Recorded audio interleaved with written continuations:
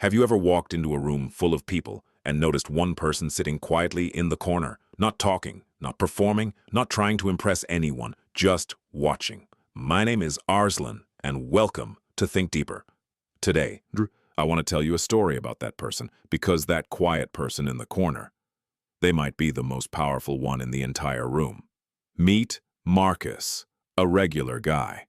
Sits in meetings, drinks his coffee, never raises his voice.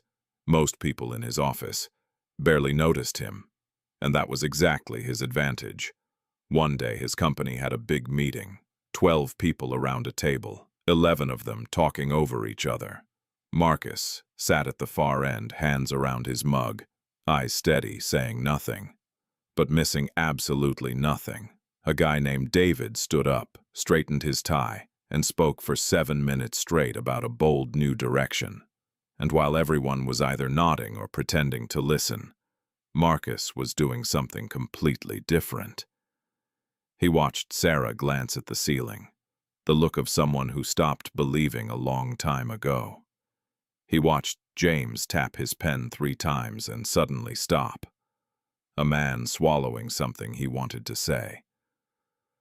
He watched the CEO smile with her mouth, while her eyes stayed completely tired and flat. Nobody in this room actually agrees with David, but everyone is nodding. Marcus said nothing, and remembered everything.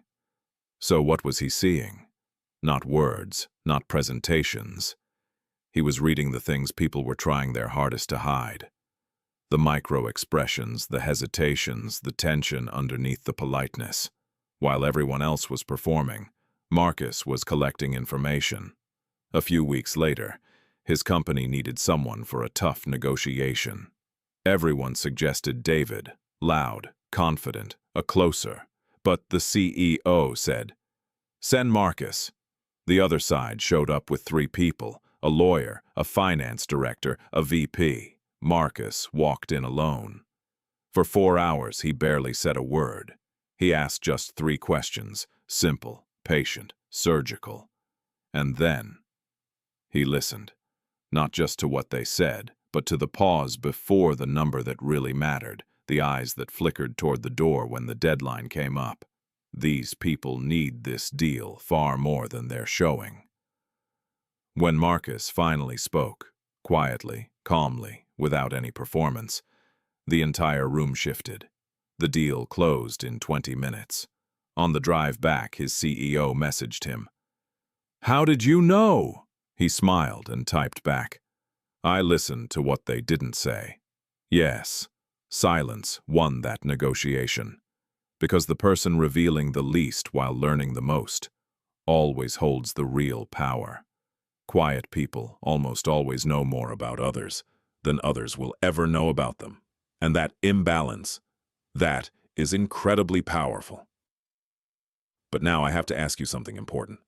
What if silence isn't power, but pain? Because not every quiet person is calm and collected. Some are carrying something much heavier. There are 2 types of silence. The first comes from confidence, from presence, from choosing to observe instead of perform.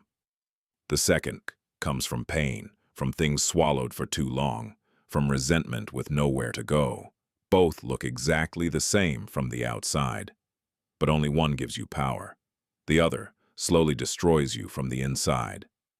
Learn the difference, in yourself first, in others next. Because once you can tell them apart, you will never misread a person again. So, the next time you walk into a room, don't just watch the loudest person. Watch the quiet one in the corner, the one who isn't performing, the one who is simply observing. Because by the time you notice them, they already understand everything happening around them. The quietest person in the room isn't empty. Enjoyed the story? If it made you think, hit that like button, share it with someone who needs to hear it, and subscribe for more. Thank you so much for watching, and I'll see you in the next one. This was Think Deeper with Arslan.